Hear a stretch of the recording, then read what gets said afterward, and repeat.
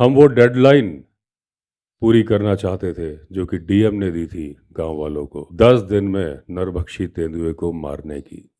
दिन में हम पैदल ढूंढते थे उस आदमखोर को, रात में स्पॉटलाइट से गाड़ी में बैठ के इस उम्मीद के साथ कि कभी रास्ता क्रॉस करता हुआ दिख जाए। 3 दिन से लगातार बारिश हो रही थी, जरा भी नहीं रुक रही थी। अब हम फॉरेस्ट रेस्ट हाउस में ही बंद थे। अब हमारी पार्टी के 3 लोग ये टेंशन, ये थकावट बर्दाश्त नहीं कर पा रहे थे, तो उन्होंने कहा, भैया हम तो वापस जा रहे हैं। अब 5 में से हम 2 ही बचे थे। चौथे दिन बारिश रुक गई, सूरज बाहर निकल आया।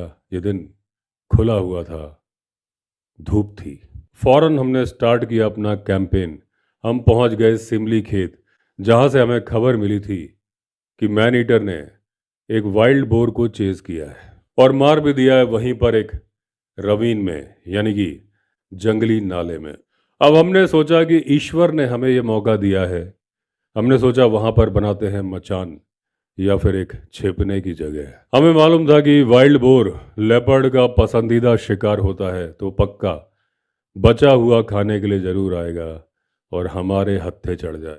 अब जब हम लोग घटनास्थल पर पहुंचे तो हमें बड़ा अफसोस हुआ ये जान के कि वहां पर कोई जंगली सुअर मरा हुआ नहीं पड़ा था, केवल मुड़ी हुई पत्तियां थीं और पड़ा हुआ था खून। हमें मालूम चला कि उस मरे हुए सुअर को गांव वाले खुद उठा के ले गए थे अपने खाने के लिए। अब उन गांव वालों ने एक बार भी नहीं सोचा, इतना अच्छा मौका था हमारे पास उस आदमखोर को मारने के लिए जो उन्हें परेशान कर रहा था 3 सालों से। अब उस रवीन से हम लोग बाहर निकले, बड़े ही उदास थे, बड़े ही मायूस थे।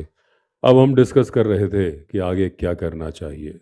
अब जब हम डिस्कशन कर रहे थे, मेरे दिमाग में एक आइडिया आया कि हालांकि जंगली सुअर को गांव वालों ने हटा लिया है, ये बात गांव वाले जानते हैं, हम जानते हैं, लेकिन लेपर्ड थोड़ी ना जानता है। हमने डिसाइड किया कि हम एक लाइव बेट भी बंधवा देंगे वहां पर और वहीं पर बैठेंगे। अब जो बेट हमने बांधी थी बहुत ज़्यादा वोकल थी, यानी कि बहुत ज़्यादा शोर शराबा कर रही थी, हमारे लिए अच्छा था।